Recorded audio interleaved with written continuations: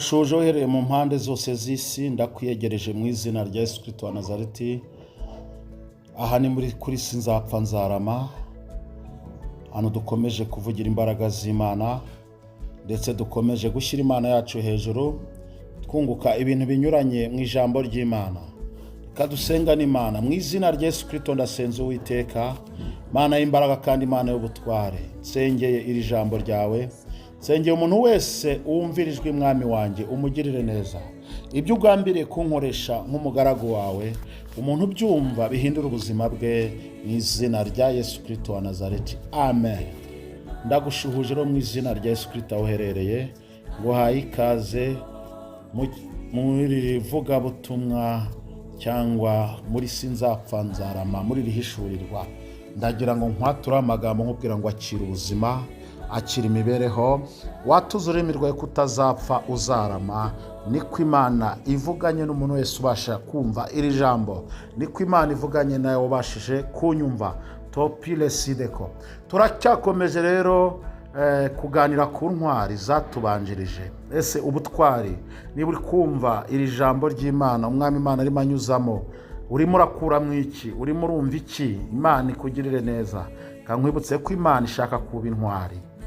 Izi ntwari zatubanjirije zageze unyura mu bintu bikomeye, kubera yuko uzaba umuntu ukomeye, Imana ikunyuza mu bikomeye. Ndagira ngo mbanze nkwihanganishe kandi nkwifuriza gukomera uri kunyura mu bikomeye, kuko buriya Imana igufiteho umugambi mwiza. Haleluya. Ibyo ubona uwo bikomeye uri gucamo ntago ari kwereka ko Imana ikwanga cyangwa se ko yakwibagiwe, ahubwo ni bikwereka ko Imana igufitiye intego ikomeye ndetse n'umugambi mwiza cyane. Amen. Uyu mwanya rero tugiye kuganira ku ntwari yitwa Aburahamu.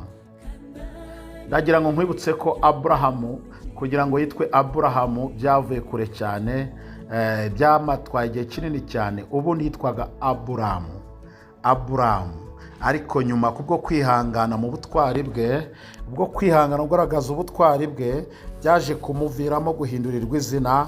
Uwitwaga Aburamu ahinduka Aburahamu. Iyo turebye neza Itangiriro 22 umurongo wa mbere kugeza uwa 2, bitwereka uburyo Imana ikora uko ishaka mu bushake bwayo. Twebwe abantu tugomba kwemera rero ubushake bwayo.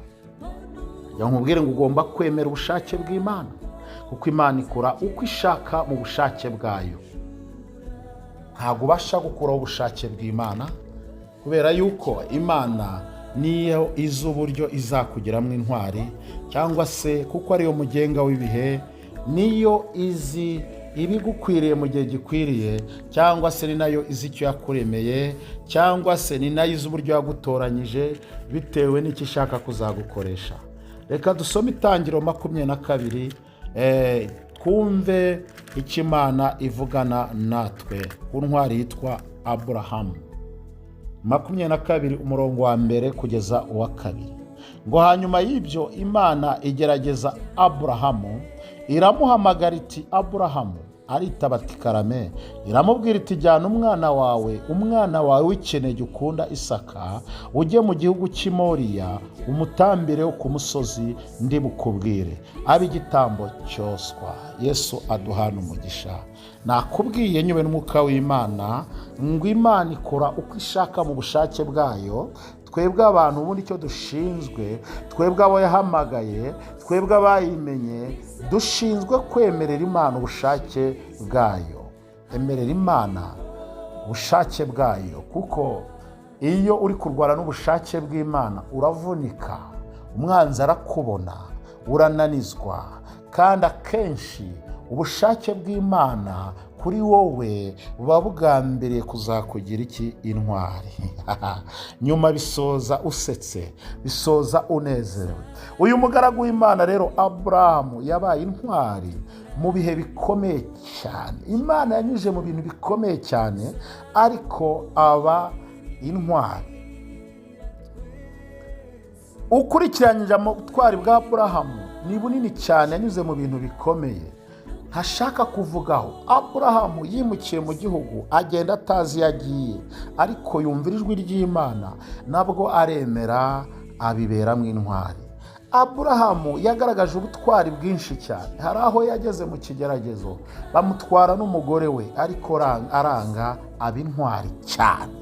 Uyu mugabo witwa Aburahamu afite amateka akomeye cyane mu ntwari zatubanjirije. Aburahamu afite isomo rinini ku buzima bwawe, ndetse afite n'urugero rukomeye cyane ku buzima bwawe, ndetse Aburahamu agufitiye n'inyigisho ikomeye cyane ku buzima bwawe.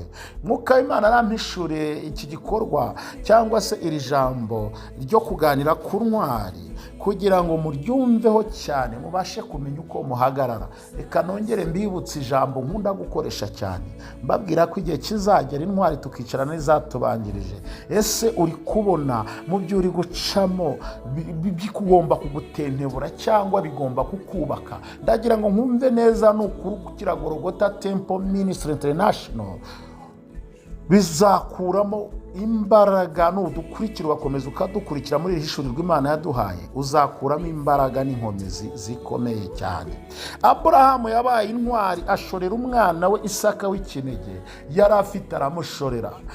Iyo ukurikiye amateka ya Aburahamu, ibintu yanyuzemo ni byinshi cyane. Ahantu hose Aburahamu yagiye hatambuka gitwari, ariko Umwuka w'Imana yamwishuriye ko tuganira ahangaha, kuko ibigaragaza ubutwari bya Aburahamu ni byinshi cyane. Uno mugabo yabaye intwari itangaje cyane mu ntwari zose zatubanjirije. Uno mugabo yubatse amateka.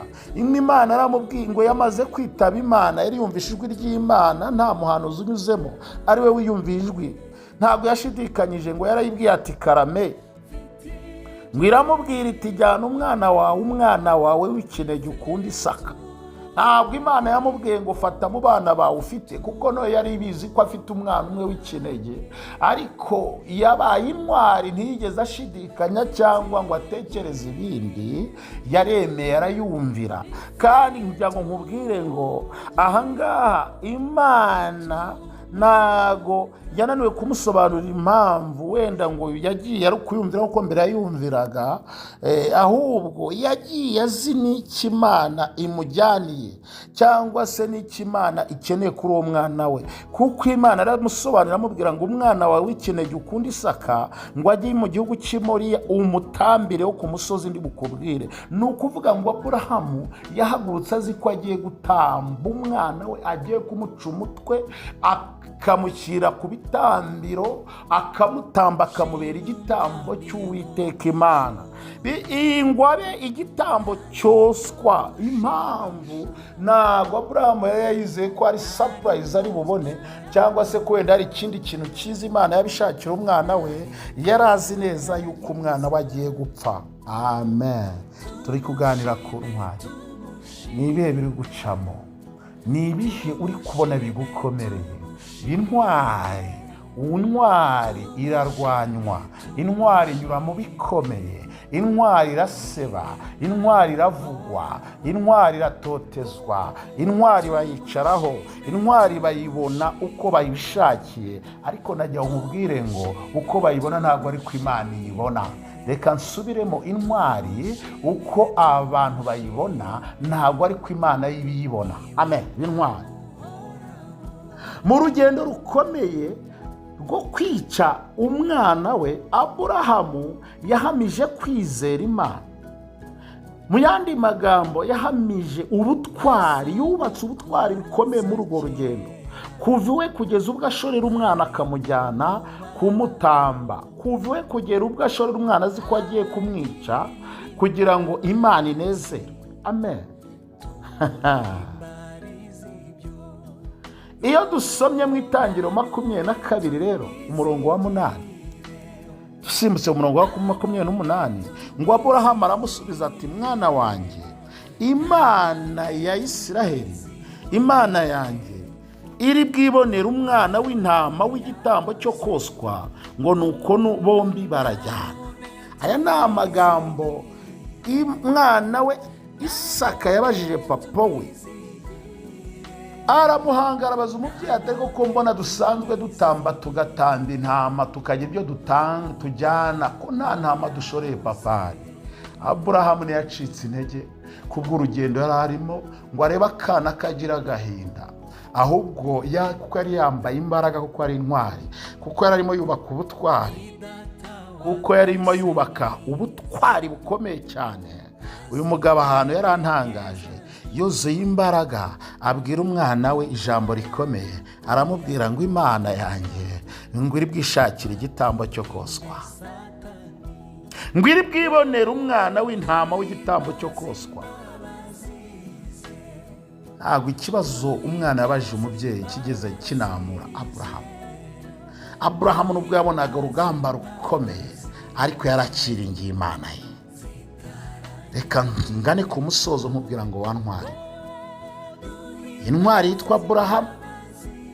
Uri muri uru rugendo, ariko umenye yuko mu byicaro tuzicaramo tuvuye muri uru rugendo, izi ntwari nazo zibyicayemo. Witeguye kuzicarana na Aburahamu? Witeguye kwicarana na Aburahamu? Imana igushoboze, Imana ikwambika imbaraga. Ibyo uri gucamo ntibigutera ubwoba, ibyo uri gucamo ntibikunambure, ibyo uri gucamo ntibigomba kukunaniza. Ahubwo reka nsoze nkubwira ngo ibyo uri gucamo bigutere kubaha Imana no gukunda Imana cyane. Imana y'amahoro iguhana umugisha. Ukeneye ko dusengana Imana, wahamagara tugasengana Imana. Nomero ziri kubonekaho ziri no kuri WhatsApp. Ukeneye deliverance, turahari kugira ngo ubone umugisha w'Imana. Golgotha Temple Ministry turi ku isi yose. Ndakwifuriza umugisha w'Imana. Reka dusengane Imana. Wari uri kumwe na Reverend Moses Mbata Yesu Kristo. Ata mu izina rya Yesu Kristo, sengera umuntu wese wumvishira ijambo. Ndamwatura kubaho intwari, ndamwaturaho gukomera, ndamwaturaho gutsinda ibimutsinda, ndamwaturaho gukomeza muri urugendo. Arugendemo ari intwari, arugendemo akora ibikunezeza kandi bikubahisha Uwiteka. Ubwo intwari tuzagera igihe tuzo kujya kwicarana n'izatubanjirije, umuntu wese wumvishira ijambo nawe muri iki cyicaro azakibonekemo, azicara uruhande rw'izi ntwari. Niko nsabiye buri wese, urwaye umukize, unaniwe umwongera imbaraga, utsinzwe umutsindishirize, mu izina rya Yesu Kristo wa Nazareti. Amen. I love you so much. God bless you. Mwari kumwe na Reverend Moses Mbata Yesu Kristo. Shalom.